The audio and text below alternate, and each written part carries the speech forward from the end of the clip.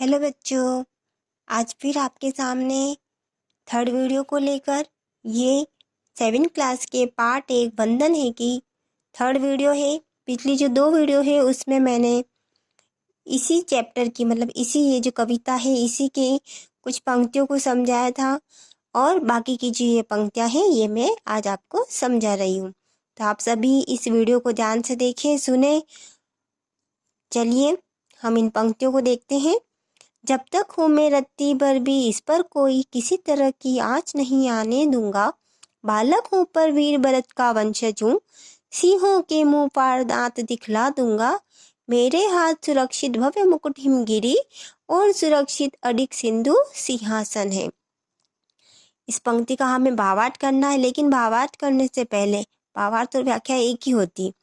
भावार्थ करने से पहले हम संदर्भ और प्रसंग को देखेंगे। वैसे मैंने आपको पिछली वीडियो में जो पैराग्राफ का अर्थ बताए थे, भावार्थ करवाए थे, उसमें मैंने आपको संदर्भ और प्रसंग बताए थे, लेकिन फिर से हम एक बार समझ लेते हैं। संदर्भ व्याख्या करने से पहले हम सबसे पहले क्या लिखते हैं? संदर्भ। तो संदर्भ में क्या आता है? पाठ का नाम और कवि का नाम। आप सब मेरे साथ संदर्भ को बोलते जाएंगे। प्रस्तुत पंक्तियाँ हमारी हिंदी की पाठ्य पुस्तक के पाठ 1 वंदन है से ली गई है। इसके कवि द्वारिका प्रसाद माहेश्वरी है। ठीक है, ये तो हुआ इसका संदर्भ। फिर प्रसंग। प्रसंग में क्या आता है? इन पंक्तियों के माध्यम से कवि क्या कहना चाह रहे हैं। तो यहाँ प्रसंग पहले वाले पैराग्राफ से अलग है, उसमें विशेषताओं को बता रहे थे, और यहाँ प्रसंग है कि प्रस्तुत पंक्तियों में कवि अपनी मातृभूमि के प्रति गर्व और सम्मान प्रकट कर रहे हैं। ठीक है ना? पहले वाली में वो मातृभूमि की विशेषताओं को बता रहे थे, और ये वाली जो पंक्तियां हैं इसमें वह अपनी मातृभूमि के प्रति गर्व को प्रकट कर रहे हैं। ठीक है, चलिए आ जाइए अब व्याख्या पर। जब तक हूँ मैं रत्ती भर भी इस पर कोई किसी तरह की आँच नहीं आने दूंगा। प्रस्तुत पंक्तियों के माध्यम से कवि कह रहे हैं कि जब तक मैं हूँ तब तक मैं अपनी मातृभूमि पर किसी भी तरह की कोई भी आँच नहीं आने दूंगा।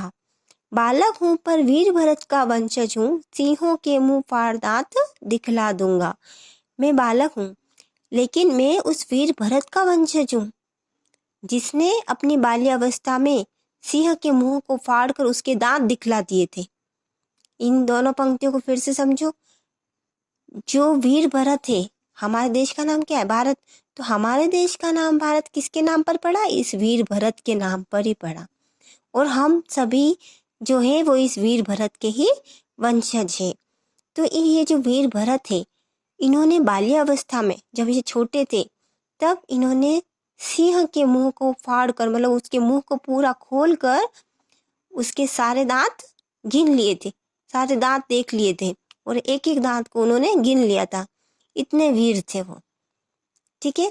मेरे हाथ सुरक्षित भव्य मुकुट हिमगिरी और सुरक्षित अडिग सिंधु सिंहासन है। कवि कह रहे हैं कि ये जो मेरी मातृभूमि है, इसके ये जो हिमगिरी है, यह इसके सिर का भव्य मुकुट है, और जो सिंधु है, सिंधु मतलब सागर, वह इसका सिंहासन है। ठीक है, अगली पंक्तियों पर आ जाए। यहाँ मैं रोली से नहीं उसी की मिट्टी से तिलक लगाता हूँ अपने माथे पर। कवि कह रहे हैं कि मैं रोली से नहीं, रोली मतलब कुमकुम, मैं कुमकुम से नहीं, मातृभूमि की मिट्टी से अपने माथे पर तिलक लगाता हूँ। यो तो है मेरा नाता सब दुनिया से, पर गर्व मुझे है इसके नाते पर।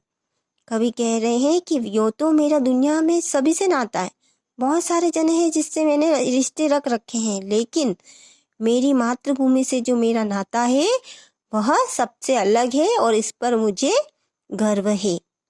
मैं जो कुछ हूँ सब इसका ही हूँ, इसको ही मेरा सर्वस्व समर्पण है। कवि कह रहे हैं कि मैं आज जो कुछ भी हूँ वो सब इस मातृभूमि के कारण ही हूँ, इसलिए मैं अपना सब कुछ इसको समर्पित करता हूँ।